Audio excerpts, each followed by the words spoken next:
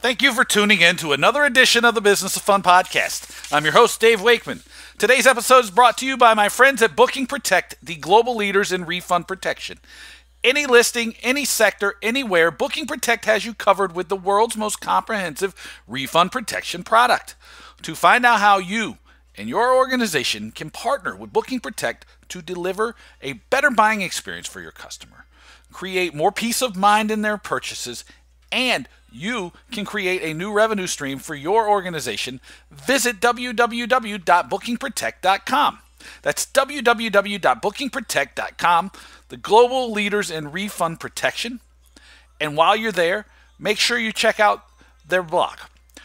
Recently, we have been starting to put together a lot of content that's focused on helping you sell more tickets, especially online.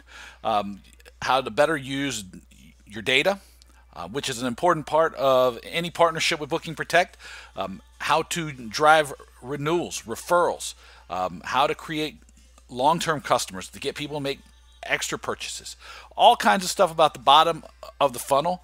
And we have a lot of new and crazy and great content ideas that are coming up.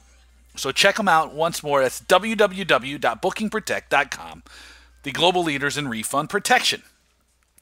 My guest today is somebody that you are probably familiar with, a guy called Eric Fuller. This is his third appearance on the Business of Fun podcast, and I wanted to have Eric on for a shorter episode than we have normally had because we are doing something a little bit new and unique called the On Sale Academy. And to launch the On Sale Academy, I wanted to have Eric on to talk about some of the top issues going on in tickets right now. We cover things like consolidation. We talk about margins and platforms in the secondary market. We talk about the challenge of attendance, pricing, demand generation. We talk about some of the trends that have made bots irrelevant, but have turned over into kids using technology to act in the way bots maybe did before, and the challenges and the implications that's going to have on the market. We focus on StubHub. We talk about Vivid Seats. We talk about distribution of tickets. We talk about maintaining customers. We go over quite a bit of things. And this is all in support of this new project that we're trying out called On Sale Academy. There's 3 dates that we have planned so far. The first date will be 8th of May in New York City, on June 5th in Los Angeles, and then on June 10th and 12th in Washington, D.C. That coincides with the FTC's ticket hearing on June 11th. So that's May 8th in New York City, June 5th in L.A., and June 10th and 12th in Washington, D.C. You will be able to find some information about that on my website. That's davewakeman.com. You can email me, dave@davewakeman.com. We will also get an On Sale Academy website up and running over the next few days. But we want to get these events out there to you. And we got ahead of ourselves on the website. But so it goes. The content's still going to be great. We're going to talk about strategy. We're going at these events. We are going to focus on marketing and selling. We're going to focus on understanding opportunities, the challenges in the market, all kinds of great stuff. And that was sort of the incentive to have Eric back on. So here is my conversation with Eric Fuller on the Business of Fun podcast. I want to welcome back for the third time my friend Eric Fuller to the Business of Fun podcast. This is a special edition. Eric, what's up, man? Hey, Dave, good to be back. There's a lot going on in the world that I thought we should talk about. Yeah, and let's warn people in advance that we are talking not just to talk about the state of the world of tickets, but we are actually going to go out and we're going to do some events, right, where people have a chance to learn about strategy, marketing, sales, revenue generation with us, right, from us. And there are going to be 3 different things in 3 different locations on 3 different days. The first, May 8th in New York City. That's going to be all about the premium and business-to-business ticket selling process. LA on the June 5th. That's going to be about strategy and marketing. And then DC on June 10th and 12th which if people are not aware of, June 11th is the special FTC hearing on tickets. So on the 10th, we're going to do something special here in DC, like a little pre-event thing where we can work on talking points, prep you about what's going on, all that kind of stuff like that. And we'll probably have like a little network gathering and drinks and dinner and stuff. And then on the 12th, we'll do a postmortem, and we'll come up with some action steps, some ideas for how to take action based on what happens in the meeting on the 11th. So I want to warn people about that, and there'll be more stuff about that towards the end. But Eric, now that I got that out of the way, let's talk about some ticket stuff, because this is all relevant to everything we've been talking about. Where should we start? Well, I look forward to it, but I also think we should remind our friends we are going to call this the On Sale Academy. Yeah. And that way they can find it and they can find us, and we will have that up online at onsaleacademy.com. Yeah, thank you for that. Along with current information about events. Yes, so, that's exactly right. So these first three events are going to be part of a larger kind of plan that we have. So the first three are there. We're going to get onsaleacademy.com up and running over the next few days. But now that we've promoted ourselves a lot, or at least more than I usually do, let's give some people some value so they'll know why they should pay attention to the On Sale Academy. Let's start with the first thing, which is there's a lot of news lately going around about platforms, where people are selling tickets on the secondary market specifically, and the fees that they're charging brokers, which is important to brokers, but it should also be important to consumers, because it is going to either increase the cost of tickets for people, it's going to hurt the broker's margin, and so it's going to make it more difficult for brokers maybe to invest in tickets and sell them. And we know that so many tickets are being driven through the secondary market that's going to hurt the primary side, because if the brokers aren't necessarily investing in inventory, there's no guarantee that anybody's going to invest in the inventory, and we could see a cycle where we have less and less attendance, which is also on the list. What say you on the topic of platforms and fees? Well, I'm fascinated by what I'm watching, and sometimes it's really, really useful to be a little bit older. So StubHub really lit the fuse on this one. StubHub, for those of you that don't know, eBay is having some pressure brought by activist investors to spin off their classified ads division and to spin off StubHub and to focus their resources more on the primary platform of eBay. And probably in conjunction with that, the new management team that's running StubHub is looking at maximizing margin and profitability for the purpose of making StubHub a more sellable entity. Now, curiously, eBay reported their earnings yesterday or the day before yesterday, and for the first time that I can recall, StubHub sales were down. They were off 3% quarter over last year's similar quarter. So that's not the most auspicious start to whatever the preparation plan is to gussy up StubHub for sale.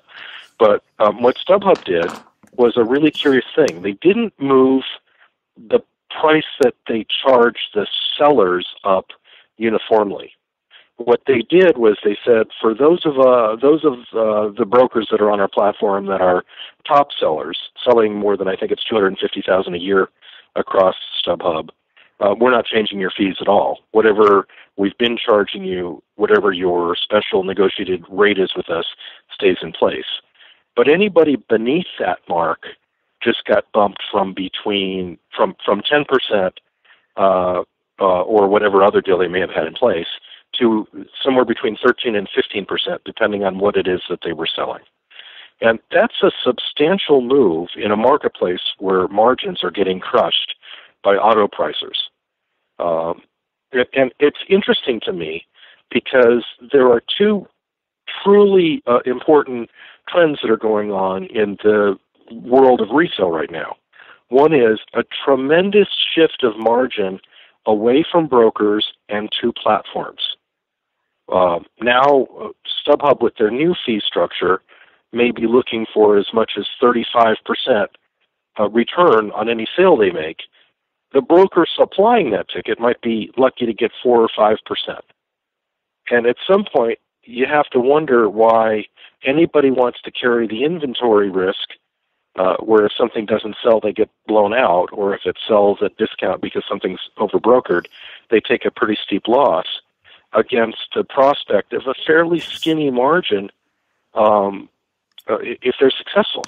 And what that's going to do is polarize, in my opinion, the marketplace. It's gonna leave the couple of mom and pops that are just pretty solid gamblers and willing to play the game or work really hard in place, and a lot of giants. So this is going to become a game of big suppliers and big markets. Yeah, and the other, but no, sorry. No, At the other end of the spectrum, there's this other thing. There's this other thing going on that's brand new. I've never seen before, and that is that there's all these highly tech-savvy kids that came up flipping sneakers, and they were buying, 1 or 2 or 15 pairs of Yeezy sneakers or Air Jordans and turning around and selling them on StockX and making some money. And those margins have kind of gone away. And they have migrated in a massive group into buying and flipping tickets.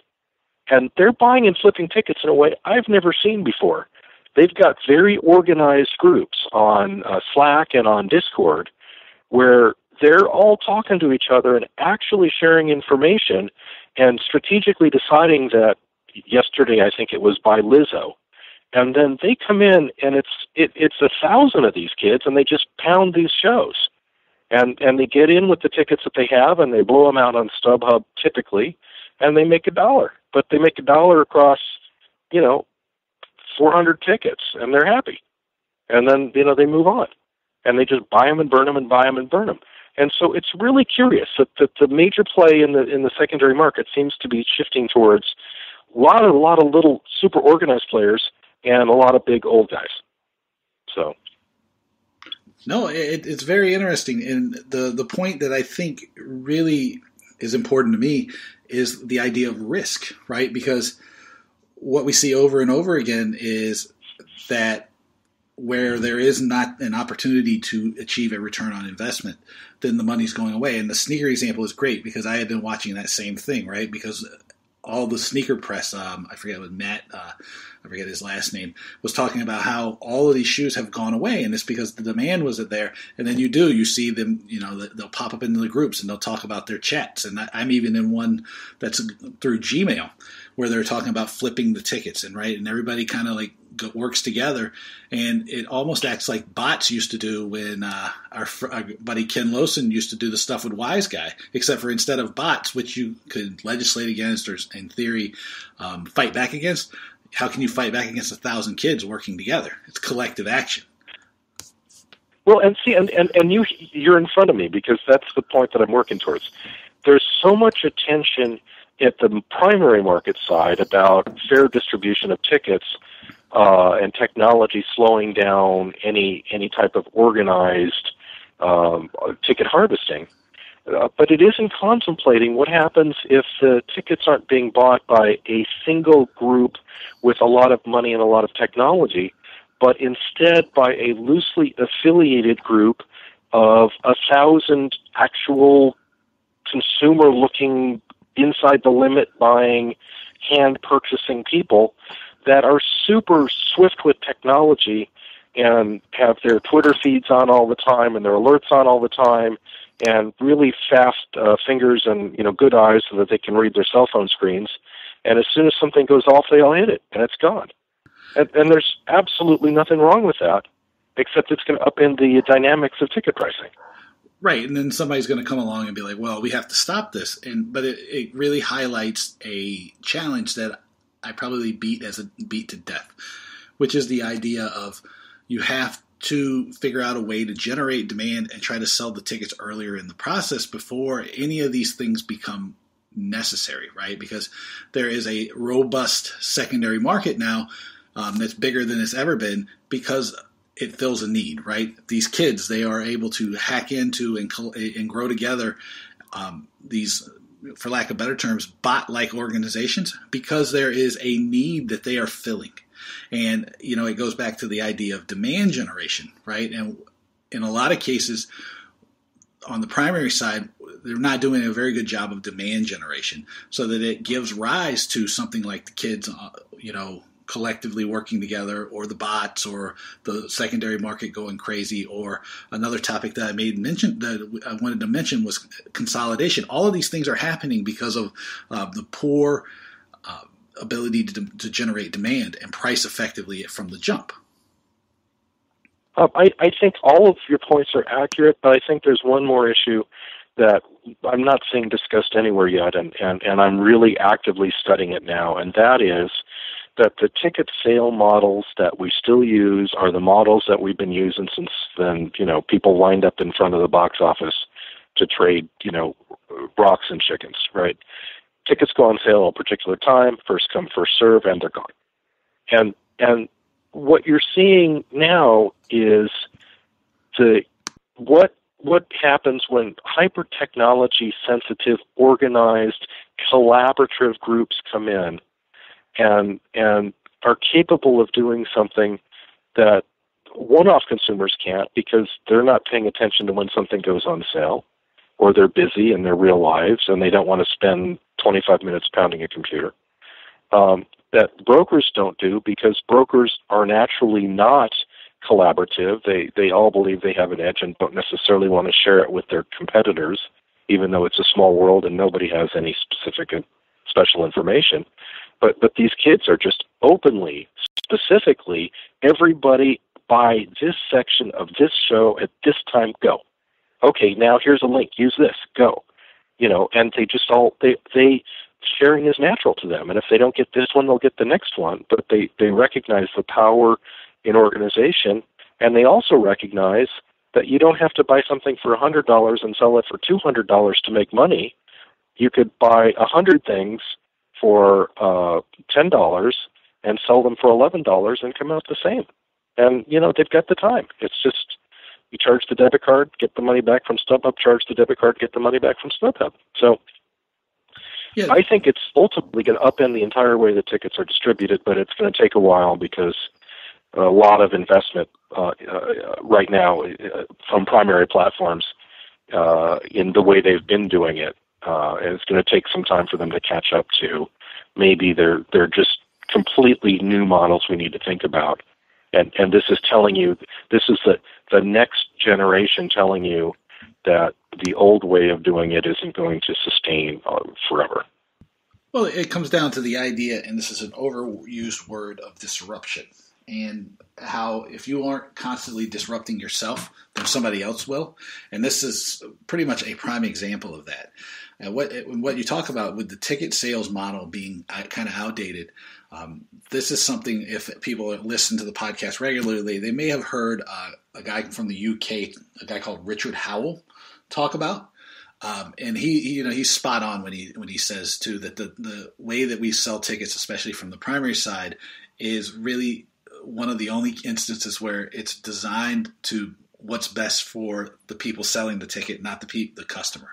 And I think that when you see models like with bots or with kids acting collectively, jumping in and serving as middlemen, then you have to go. It does beg the question of, well, what are we doing wrong? And I think that's like really the question that we should be looking at, because I believe it was Stephen Glicken was on a couple weeks ago talking to me, and he said it was like a huge number, like 50-something billion dollars of tickets that go unsold around the world every year.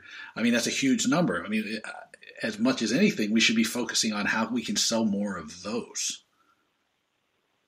Well, sure. I mean, that's the low-hanging fruit, right? There's a lot of focus on the fight for the high-demand stuff, but more energy on trying to move the things that aren't sold is just margin that's being thrown away.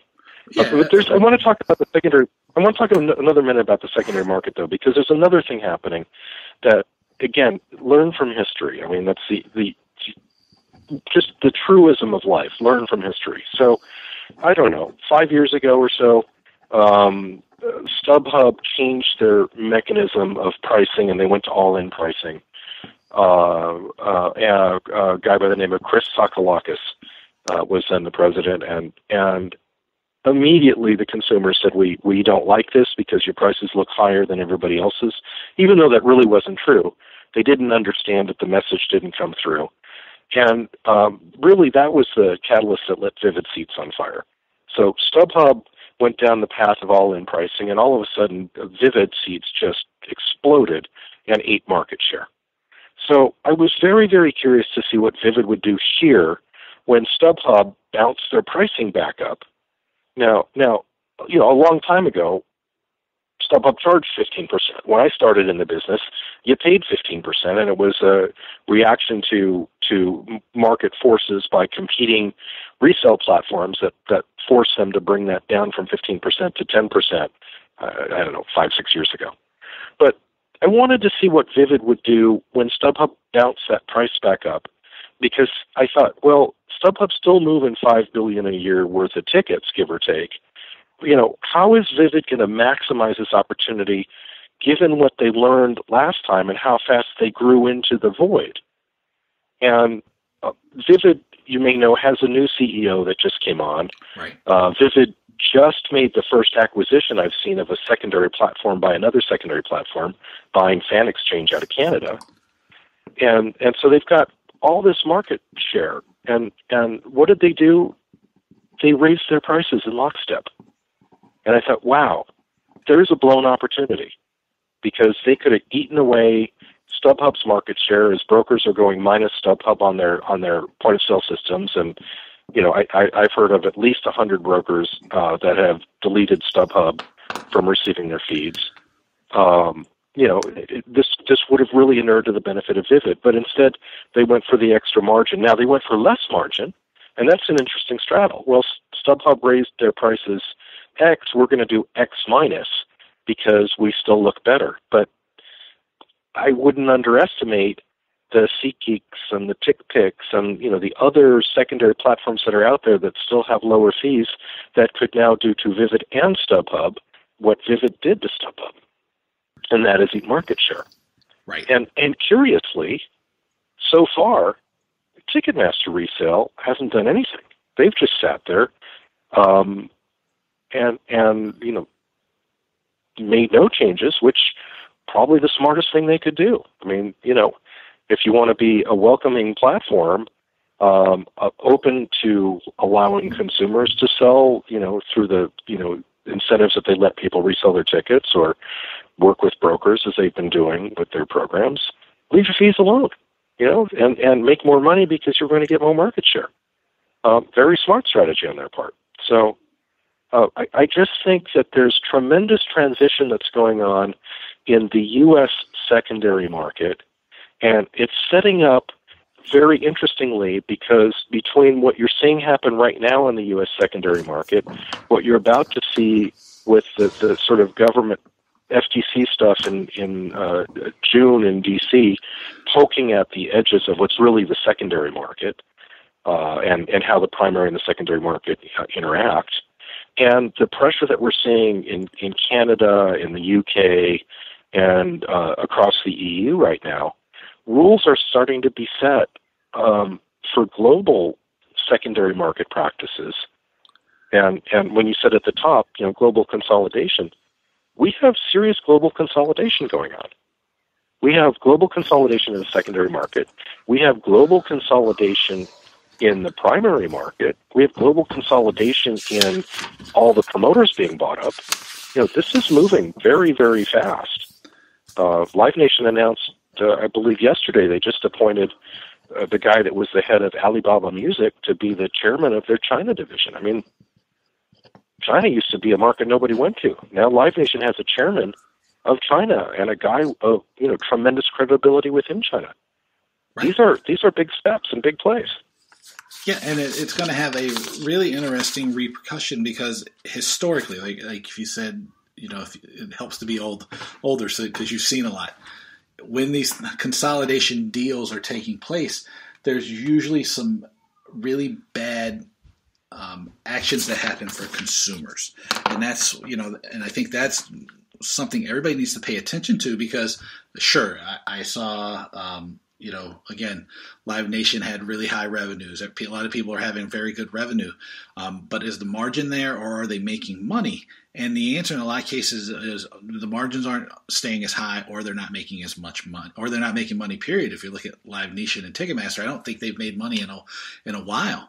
And I think that, just consolidating down to where it's just one business is not necessarily, doesn't bode well for consumers, and it's going to have an impact on attendance and ticket sales, because I think there's a breaking point, and I think that's a trend that people have to be aware of, is the idea that consumer spending is struggling because consumers don't have the money to spend. So the idea that we're going to continue to grow our businesses and consolidate down and buy these businesses built on debt, and then just refinance this thing through charging people more money or refinancing our debt, I don't know if that's a solid strategy. The same way I don't know how solid the strategy of Vivid Seats by just going and raising prices almost in lockstep with StubHub so that they maintain competitiveness with StubHub instead of eating market share is wise.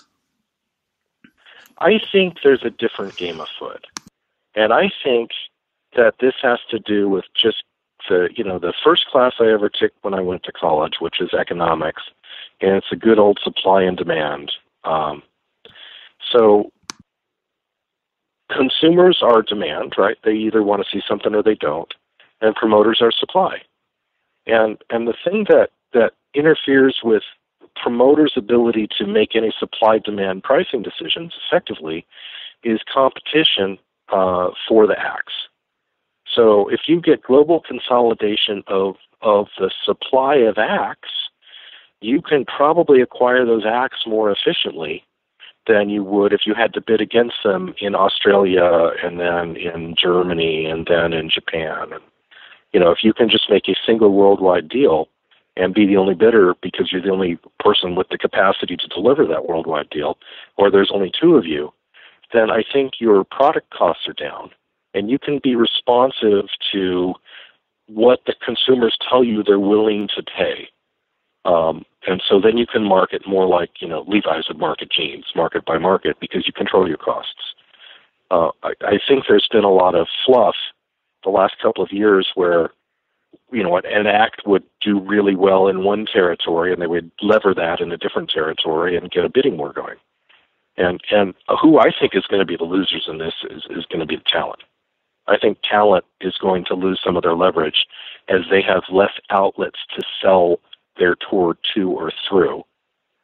Ultimately, pricing control remains in the hands of the consumers for everything but the most absolutely can't miss events.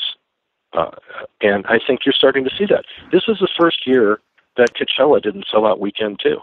You could buy Coachella Weekend 2 GA passes until a couple of days before the event.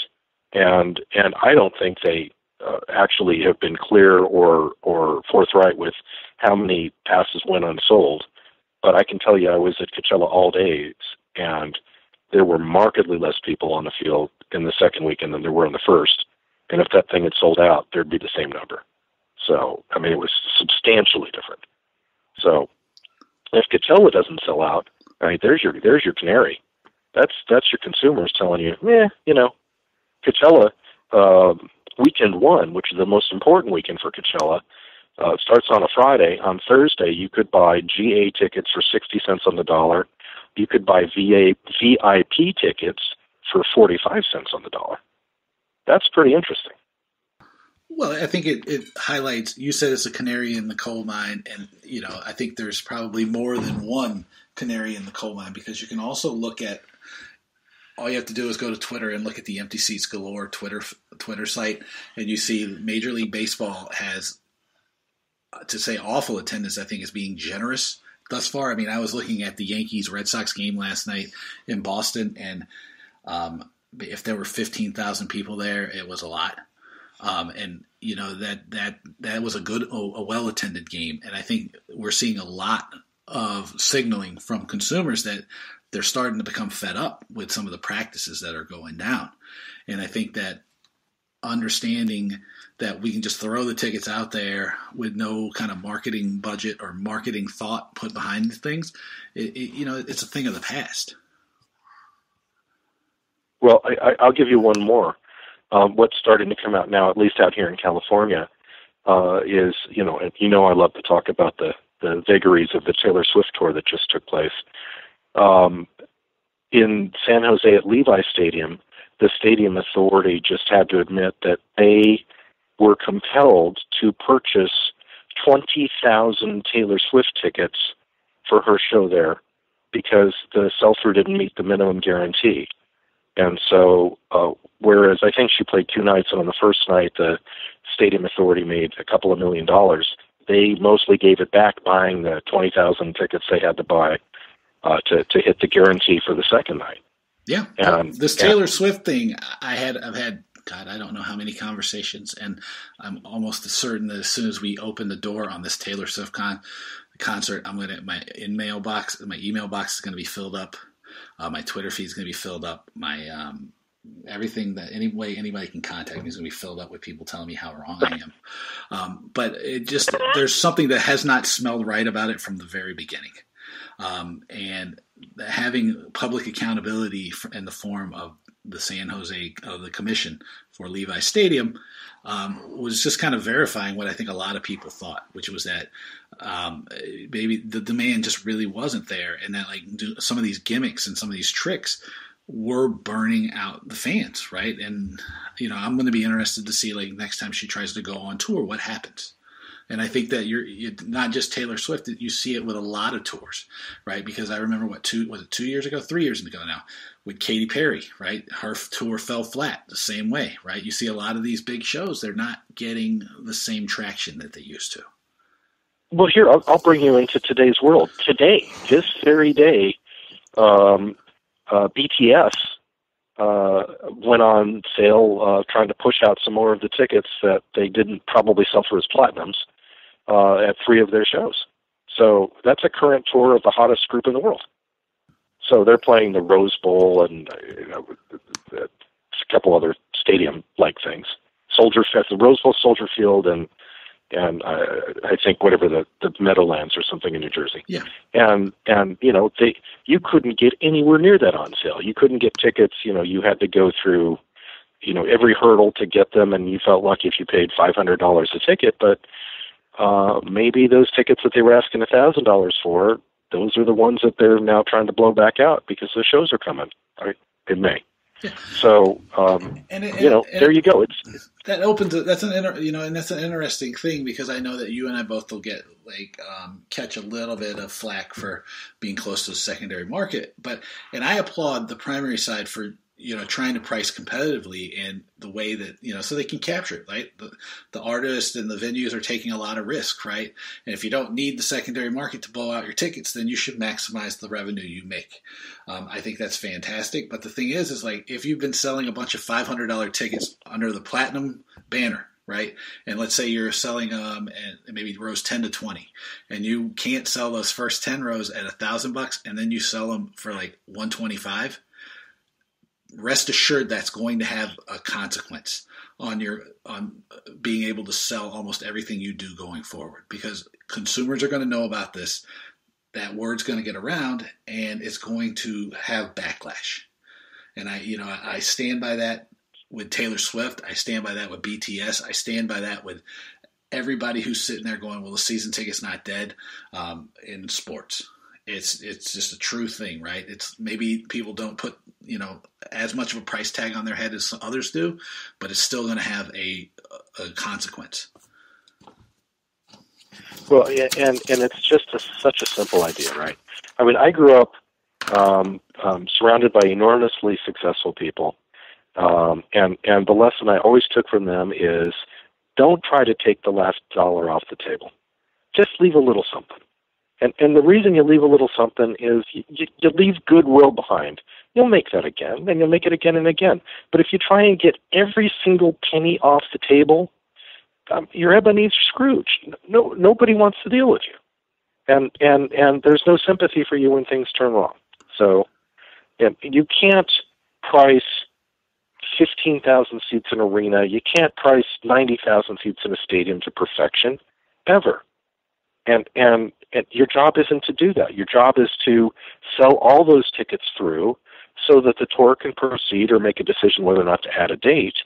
And if somebody else spotted some pricing anomaly, okay, they made a few dollars, or they lost a few dollars. Anybody in the secondary markets made a lot of buys that they thought were absolute winners and ate them. I mean, that's just the nature of the beast. And I think one of the things when you bring that up, right, because this is something that I talk about pretty regularly, is don't think of it as like you've lost $1, right? Think of it about this way. That's $1 either that you invested in marketing because now you have a hot show, right? You have a show that people want to go to. That might be worth the revenue, right, on its own. Or you have somebody else taking some of the marketing burden from you, reaching consumers and customers that you might not be able to reach as effectively as they are. So don't look at it as like a loss. Look at it as like a win and say, well, look, if I'm going to have my tickets sell out so quickly, maybe I need to put a partnership in place with the secondary market where I collect some of that data so I can better target my marketing to begin with so I can get my tickets into the hands of those consumers, or I can charge a better price for those consumers, right? Look at this as like market research or as like marketing dollars that that you can learn from them as opposed to somebody stealing something from you, because that attitude of somebody's always trying to steal from you or get out from under you is really, really a bad position to be in, because it, again, is causing people to make bad decisions that are harming consumers, and the consumers are turning their backs. So we agree, probably, which is why we're out talking to the public now together. But, ultimately it comes down to I think it's just a simple concept. Bands, teams, markets, whether primary or secondary, are all in the business of selling something. And sales is an art, but the decision makers are the consumers. And unless your planning starts with how do you motivate those consumers, not once, but continuously, everything else fails. You could build the most attractive mousetrap, but if it doesn't catch any mice, you're dead. So, and I think, that's the piece that really is being left behind in this focus on, boy, we should have, if only, this group wasn't interfering, or that group wasn't messing with us, or this technology wasn't in place, or people weren't talking on Discord, or, there's 100 conversations to have. If people weren't using technology, Eric, if they just would do things the way I want them to do, it would be so much easier. If everybody would just listen to me, my life would be easy. It would be so great. If only you would all listen to me all the time, it would be awesome. And you said it right. I mean, I've been playing during this podcast. I've been playing a little bit of devil's advocate and kind of trip you up. But we do agree on a lot. And let's spend a second or two more pimping our events. We're like I said at the start, it's May 8th in New York City. Eric, you want to give everybody a little bit of overview of what we're going to do? We're going to talk about how we think we can help the way you think. We're going to talk about how tickets are being sold, maybe how tickets could be sold better. We're going to be available in an intimate space for you guys to push us and challenge us and to tell us where we're wrong, or to tell us where you think we've missed something. And we'll talk it out together, because ultimately our objective is to make this industry stable and efficient and effective long term. I think we both agree that we love live events. We love crowds. We love to see teams and bands and performers supported. And the only way to do that is to make sure that all the systems that supply that work. So, and also, we'll be there to probably tell a joke or two. You never know. I seem to get in trouble anytime I have a live mic. I'm known to tell a joke or two. That's absolutely true. And yes, I want to highlight, the starting point of my philosophy on all these things, because we come at the same problem from two different points, which is like you are focused on strategy and I'm focused on how to make money in most cases, which they both play in the same sandbox. It's not like you're thinking about a strategy to lose money. You're always thinking about a strategy to get bigger market share. But my philosophy, since I started out in nightclubs back around, I think, 1994, 95, something like this, was that if I can get you in the door, I can monetize you, and I can get you to thank me for it and then come back. And that's what I want to see from like concerts and theater and sports and everything, because I know that if I treat you well, I can get probably more money out of you and get you to come back. And that highlights what you're talking about, which is stability, right? And it makes security. Right. It gives the acts and it gives the venues, it gives them a chance to be sustainable, right? And there's so much volatility in the world, especially in the world of business, that it sucks to be in that position. And I know, and you agree with me, that it doesn't have to be that way. It just means taking a step back and coming at the problem with a little more thoughtfulness. And the only other thing I would add to that is we are at the tail end of a very, very long economic boom. And so we also need to contemplate, as all booms end, and this one may at some point, how it is you're building your relationship with your consumers so that even as money gets a little tighter on their end, you can still get them to come out.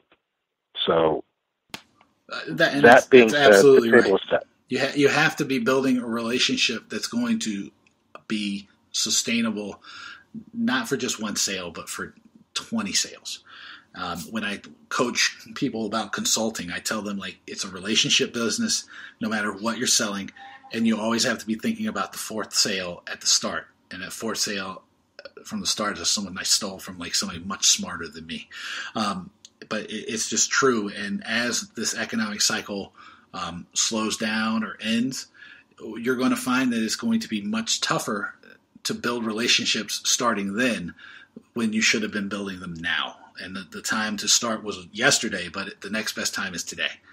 To start building relationships with your fans, understanding what they want, what they desire, how you can provide value for them, how you can engage them in a journey that will benefit both you and them, and how to create a connection between them and the events and the shows that not just me and Eric or you know is true, but that the spending data shows, because people are spending billions and billions and billions. It's on its way to trillions of dollars on live experiences. So to not do the best job we can of capturing those opportunities, it's just dumb. There's no other way around it. Well, I think we agree. I hope we get to meet some of our friends out at the On Sale Academy events in New York and LA and DC, and I really look forward to continuing the conversation both on the podcast with you, Dave, and live and in person with people. Invite you to come out and poke at us, and let's see if we can't solve these problems together and make this industry work better. Yeah. So I'm going to put a link for the New York City event in the show notes that are going to go up in just a few moments. The LA on sale Academy date will go live probably tomorrow. It's going to have it'll be a slightly different from the New York one, so there's something different. And then just to highlight the DC event, because it's going to be entirely unique, it's going to be completely focused on the FTC meeting. And so on the 10th, the day before, we're going to do a full-on session about talking points, making sure you're ready, understanding who the players are that are going to be there, understanding some of the angles that you can take to make sure you get your point across. And we'll do some networking, and so probably have some wine and dinner together, so everybody gets a chance to meet each other in a less formal setting. And then on the 12th, we're going to recap, and we're going to go through. We're going to try to figure out some actions that we can take. Debrief everybody on what's happening, what happens, what's next, all of those kind of important things. And so that's going to be specifically unique to the DC event. And all that stuff you'll be able to find at On Sale Academy when it goes live in the next several days. And I'll also post it on my website, and I'll make sure that it gets up on Twitter and LinkedIn and everywhere else that you might find stuff from me. Eric, where else can we point people so they can find you? What's your Twitter handle these days? My Twitter handle is Eric S. Fuller, S like Sam. So you can find me on Twitter, and you can find me at eric@fullerfacts.com, Eric, E-R-I-C. So you can email me, or you can find me on Twitter, or you go to On Sale Academy. There'll be links there. Or just come out and see us. You'll see us, and you'll see us where we are. The best thing to do would be able to come back, to come see us at one of the events. I think it's going to be exciting and really great, because you're not just going to have the opportunity to learn from us, but you're going to have the opportunity to learn from all the people that are there as well. It's going to be a really kind of roll up your sleeves day, where we're going to come up with action plans and ideas and strategies and tactics that you can take back to your office immediately and put to work, right? Because our biggest goal in doing these things is to help you think more thoroughly and more completely about how you're running your business and how you're approaching your customers and how you're marketing and selling your tickets. So all these events are going to be really, really action oriented, and it's going to be great to be able to not only work with us, but work with all the people in the room, because I think there's going to be a great opportunity for some really exciting ideas to come out of that. Perfect. Look forward to it. Thanks, Dave. It's been always fun to be on the podcast with you. Hey, I would thank you for but this is like a regular thing, so I'll just say until next time. Okay, but I want you to know it's 5 times I get a jacket. Saturday Night Live has created that protocol. So this is 3. I'll have 3. Well, 3 is 3. So 5, I will have to come up with some special award. It is absolutely true. I don't know. Maybe it'll be like, for you, it'll be like some special IPA from DC or something. I don't know. There we go. I'll take it. Eric, man, thank you so much. Bye-bye. Once again, I want to thank Eric Fuller for talking on the Business of Fun podcast. I know that this was a special edition built around the On Sale Academy. Again, those dates are going to be May 8th in New York City, June 5th in Los Angeles, and in D.C. on June 10th and 12th.